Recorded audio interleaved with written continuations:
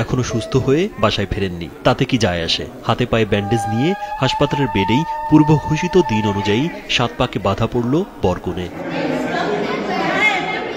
মানিকগঞ্জ শহরে একটি বেসরকারি হাসপাতালে এমন ব্যতিক্রমী এক বিয়ের আয়োজন করা হয়। বৃহস্পতিবার রাত 9টার দিকে হাসপাতালের খালি থাকা একটি অংশে আয়োজন করা হয় এই বিশেষ বিয়ের। ব্যতিক্রমী এই বিয়ের ভিডিও এরই মধ্যে সামাজিক যোগাযোগ মাধ্যমে ভাইরাল হয়েছে।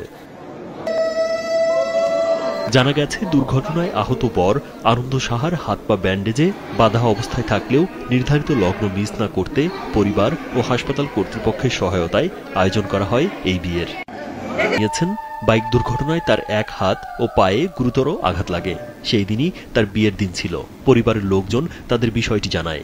পরে রোগীর শারীরিক অবস্থা আগের তুলনায় ভালো হওয়ায় হাসপাতালের অব্যবহৃত অংশে বিয়ের অনুমতি দেয়া হয়। বর্তমানে তার শারীরিক অবস্থা অনেকটাই ভালো এবং তাদের বিয়ে ডেট এবং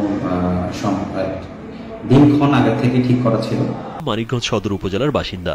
আর কোণে অমৃতা সরকারের বাড়ি একই জেলার ঘিওর উপজেলার বানিয়াজুড়ি গ্রামে।